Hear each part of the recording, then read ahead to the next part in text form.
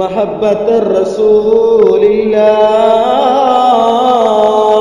നിങ്ങളെ മക്കൾക്ക് നബി തങ്ങളോടുള്ള സ്നേഹം പഠിപ്പിച്ചു കൊടുക്കണേ, നബി തങ്ങളെ പറ്റി പറഞ്ഞു കൊടുക്കണേ, നബി തങ്ങളെ ചരിത്രം പറഞ്ഞു കൊടുക്കണേ. ഇന്ന് നമ്മളെ മക്കൾക്ക് ആരോടാണ് സ്നേഹം? പ്രിയമുള്ളവരെ, അവരുടെ മനസ്സിൽ മുത്തു റസൂലുള്ളയാണോ കണ്ട ആരെങ്കിലും മനസ്സിൽ കയറ്റി ജീവിക്കുമ്പോ അള്ളാഹു കാത്തുരക്ഷിക്കട്ടെ. സിനിമാ നടന്മാരെയും കളിക്കാരെയും ഇവരുടെ മനസ്സിൽ കയറ്റി നടക്കുന്നവരെ അവര് നരകത്തിലാണെങ്കിൽ നീയും നരകത്തിലാണ്. കാരണം മുത്ത് റസൂലുള്ളാഹിന്റെ ഹദീസ് മറന്നോ പൊന്നുമോനെ? അല്ലാഹുവിന്റെ റസൂല് പറഞ്ഞില്ലേ, നീ ആരെയാണ് സ്നേഹിക്കുന്നത് അവരോട് കൂടെയാണ് നാളെ പരലോകത്തുനിന്ന് നബിയുനാ മുഹമ്മദ് മുസ്തഫ സല്ലല്ലാഹു അലൈഹി വസല്ലം. അതുകൊണ്ട് നമ്മൾ മുത്ത് റസൂലുള്ളാഹിനെ സ്നേഹിച്ചാൽ മുത്ത് നബിയോടുകൂടെ സ്വർഗത്തിൽ പോവാ. അതുകൊണ്ട് നമ്മളെ മനസ്സിൽ ഏറ്റവും ഒളിമങ്ങാത്ത പ്രകാശത്തിന്റെ പ്രോജനപ്രഭയായി മിന്നേണ്ടത് അത് നമ്മളെ ഖൽബിന്റെ രാജാവ് മദീനത്തിന്റെ മുത്തേ നബി മുഹമ്മദ് മുസ്തഫ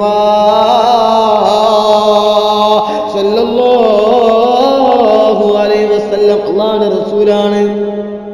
കൊണ്ട് നിങ്ങളെ മക്കൾക്ക് പഠിപ്പിച്ചു കൊടുക്കണേ മഹബ്ബത്തുർ റസൂലില്ലാ, അല്ലാഹുവിന്റെ റസൂലിനോടുള്ള സ്നേഹം.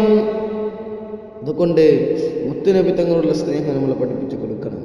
നമ്മളെ മക്കൾ നന്നാവണ്ടേ പ്രിയമുള്ളവരെ, മക്കളെ നന്നാവണ്ടേ.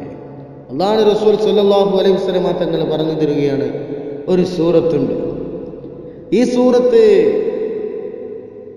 നിങ്ങളെ മക്കളെ നന്നാക്കാൻ സാധിക്കുന്നതാണ്. ഈ സൂറത്ത് നിങ്ങളും ഓതുക, നിങ്ങളെ മക്കളോട് ഓതാൻ പറയുക, എന്നിട്ട് നിങ്ങൾ ഓതിയിട്ട് നിങ്ങളെ മക്കളെ തലയിലേക്ക് ഊതുക. എന്നാൽ സ്വാലിഹായ മക്കളാവും. അല്ലാഹു തൗഫീഖ് നൽകട്ടെ. അല്ലാതെ പ്രിയമുള്ളവരെ, നമ്മൾ പറഞ്ഞതനുസരിക്കാതെ ജീവിച്ചിട്ട് ആ മക്കൾ കൊണ്ട് എന്ത് ഉപകാരമാണ്? നമ്മൾ നാളെ ആരുടെ മണ്ണില് ഖബറിന്റെ ഉള്ളിൽ കിടക്കുമ്പോൾ അസ്സലാമു അലൈക്കും യാ അബി അല്ലെങ്കിൽ അസ്സലാമു അലൈക്കും യാ ഉമ്മി എന്ന് പറയുന്ന ഒരു പൊന്നുമോ വേണ്ടേ? നിന്റെ ഖബർ പോലും മറന്നു പോകുന്ന, നിന്റെ ഖബർ എവിടെയാണെന്ന് പോലും മറന്നു പോകുന്ന മക്കളുണ്ടായിട്ട് എന്ത് കാര്യമുള്ളവരെ നമ്മളിവിടെ ഇതിട്ട് വളർത്തിയിട്ട് എന്താണ് അവരെ കൊണ്ടൊരു ഉപകാരം കിട്ടുക? അല്ലാഹുമ്മ ഗഫിർലി ഉമ്മി അല്ലാഹുമ്മ ഗഫിർലി അബി എന്ന് പറഞ്ഞൊരു മകളില്ലെങ്കിൽ പിന്നെ നമ്മുടെ അവസ്ഥ എന്താ? പിന്നെ എന്തിനാണ് നമ്മളെ വളർത്തിയത്? അതിനൊരു അർത്ഥമുണ്ടോ? അതുകൊണ്ട് നാളെ നമ്മൾ ഖബറിൽ കിടക്കുമ്പോൾ നമുക്കൊരു ആശ്വാസമാണ്. അത് അല്ലാഹുവിന്റെ റസൂൽ പറഞ്ഞു, വലദുൻ സ്വാലിഹ യദ്ഉലഹു, നിനക്ക് ദുആ ചെയ്യുന്ന സ്വാലിഹ മകനെയാണ് നിനക്ക് ഖബറിൽ നിനക്ക് സന്തോഷമേകുന്നതാണ്. അതുകൊണ്ട് സ്വാലിഹായ മക്കൾ വേണം. അതുകൊണ്ട് അല്ലാഹുവിന്റെ റസൂൽ സല്ലല്ലാഹു അലൈഹി വസല്ലമ തങ്ങളെ പറയുകയാണ്, ഈ സൂറത്ത് നിങ്ങൾ ഓതണേ. ഏതെന്നറിയുമോ? സൂറത്തു തകാസുർ, ലഹഖുമുത് തകാസുർ എന്ന സൂറത്താണ്. ഈ ഒരു ആത്മത്തുക്കാത്തൊരു സൂറത്തുകൊണ്ട് കുറേ പവിത്രതയുണ്ട്.